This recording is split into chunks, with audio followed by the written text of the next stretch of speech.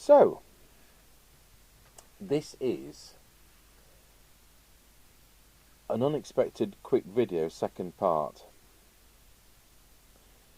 June 1988. It turns out that the microphone project we showed yesterday on the May 1988 didn't have any component values in. It was pointed out by one of the viewers, and in fact the next month they did another project using the same board and published a components list. So same thing, this time it's a safety mic, which, you know, you put a, I don't know, put a push to talk on your gear lever. We're talking about Britain here, we have gear levers. American viewers may not realise that if you take your driving test in the UK, on an automatic car, you're given an automatic only licence. You're not allowed to drive a manual unless you have a full driving licence, which is going to be what most people are going to go for. So people will have, 90% of people will have manual cars because they want to show that they've got a full driving licence. And I can illustrate that because I had an automatic. It was a Nissan Cedric, which was a special import because I wanted a car with air conditioning. Believe it or not, it was very, very difficult to get cars with air conditioning in this country at the time. So I was doing organ tuning like 200 and something miles away, and it's all right going in a Mini, but I had a Nissan Cedric, which was a 3-litre luxury saloon. I had it for 17 years, and I will just add I had a battery and exhaust and 21 pence window winder part in those 17 years. So certainly reliable. But that was only available automatic, and I was taking a lady home from church, and she says to me, "Richard," she says, I'm surprised at you. I thought that you'd have a proper driving licence." I said, "Oh, I have, but it's just that this car's only available automatic." So that's how it's seen. If you're seen driving an automatic, obviously you weren't clever enough to take a proper driving test. That's the thing. So back to this. Here's the component list. So resistor 1 and 4, 1K, it's 1000 ohms, 1K. 2 and 7, 100K. Resistor 3, 470 ohms. So they put R instead of ohms because word processors and things don't have the omega symbol. The 470R. And then 10K for resistor 5, and resistor 6 is 510R. And if you think these values are strange, these are what are called preferred values in Europe. America has different preferred values to what we have. And Japan and America have similar preferred values. And I have to stock both ranges of resistors because of the two different systems. Capacitor 1 microfarad electrolytic. It's running at 1.5 volts. This, so you don't really want to go more than 10 times the voltage the circuit is working at with electrolytic capacitors, or it loses electrolytic effect. So I'd be tempted probably to put a tantalum bead in there at a sensible low voltage, because if you're getting 1 microfarad capacitors in electrolytic, they tend to be 50 volts and above, and I'm not sure how long that's going to work properly for. 0.001 microfarads is 1 nanofarad in a disc ceramic. 4,700 picofarads is 4.7 nanofarad in metric. And then it says capacitor 4 same as capacitor 1, so we want microfarads. Capacitor 5 the same as capacitor 3, so back to 4.7 nanofarads. Same again with capacitor 6, and then finally capacitor 7 is also the 1 microfarad.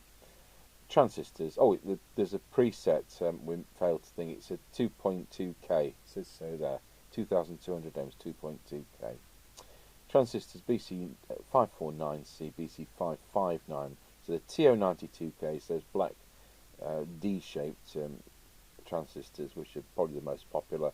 And remember, these are European BC, not 2SC, BC. C is the gain, so A is less gain than B, which is less gain than C. And if there's no suffix, then it's lower gain still. So it doesn't mean that the others wouldn't work, it just might not be as much gain. It may not be necessary that it even matters, but that's what they've used. So basically, that's all there is to say. We're going to go into this magazine in quite much detail like we have with the others, so we may as well do this one next. It's June 1988. I'll put a link to it because it is available from that same American download site. So that's basically where this video ends. So if you're not interested in the next thing, you can disappear off. This camcorder, I don't know whether any of you are interested in looking at something like this. I bought this about 6 years ago. Mr. Chippy had a lady friend who had she'd inherited some DV tapes and nothing to play them on. So I bought this broken off eBay, probably for £20, and it didn't work. And in fact, it doesn't load and eject or anything like that. So subject was having the charger for it, which I'm sure we will have because we've got quite a plethora of cameras. It's one of these flippy out ones, and it flips around as well. And it even goes back on itself, so you can use it like that. So yeah, it's probably half decent, and we could look at that and see if we can fix it. Chances are it's going to be edge connectors, because obviously things like this, if it was actual components, well, it's beyond economic repair, isn't it? You're not going to be able to do that. I remember trying to get a lens. Mark, who does work here from time to time, because it's me, myself, there's Chippy, and there's Mark, and he comes in weekends, he does other things. He's got a disabled wife, so there's a lot of care needed there. But anyway, that aside, that's got, what connectors has this got? He had a F330 camcorder which got dropped, and the lens was like 100 and something quid, so it ended up not being worth doing. So you got firewire and is that firewire? It is firewire, isn't it? Then AV on that connector. Is that, no, it's not USB, that's some proprietary connector. So that's something we could look at if anybody's interested. Now I just want to discuss these. We found, when digital cameras came out, that I bought the FD73 Mavica, which is a floppy camera. This is FD5, which is the lowest in the range they ever did. So you put a floppy disk in here, and when you've taken your picture, you can view it on your computer, because obviously your computer has a floppy drive. Well, ours do. Are you telling me you haven't got computers that run Windows 95 and don't have floppy drives? We've got computers with 5 1/4 floppies. Mind you, the business computers are DOS. We don't do Windows for business. I don't trust it. So anyway, back to this. We were putting things on eBay in the 90s when I was working when I was a business partner at Compass Communications in Bradford. And we're putting quite a few things of surplus which we bought on eBay. And so, in fact, my late mother and I, we clubbed up together to pay the 500 quid for the FD10 Mavica, and she wanted to go around looking at churches that weekend. And with the 10 times zoom lens, despite the VGA resolution, it did work out well with with things which you were looking at roofline level, or at the top of the organ. This is a point and shoot fixed focal length camera. I bought it off eBay just for the novelty some years ago. I wanted to compare the results for my own silliness between this and some of the later models, this being the earliest one. They did the FD7, which was a 10 times zoom one in this series, but the FD73 we had is a faster disk drive, so you're not waiting an eternity for it to write the information to the disk. So ours was a lot quicker. It was I think it was a 4 times speed. So we could do a show and tell on this. I could do quite an in-depth review if anybody's interested in that kind of thing. We've got 13 different Mavica cameras, and there you go. So that could be something. I could explore if they actually have any sockets on them. This one doesn't, does it? Doesn't have any sockets at all. So its only way to the outside world, as far as I can see, is taking the floppy out. Just a little story. Bought one of these Mavicas, not this one, from somebody in America, and it was relatively cheap. Because by the time you put about $25 post on it, it's lost its edge, hasn't it? By the time it's come here, and it was faulty, but it wasn't declared as faulty. It was giving an error code, and the floppy drive was actually screwed up.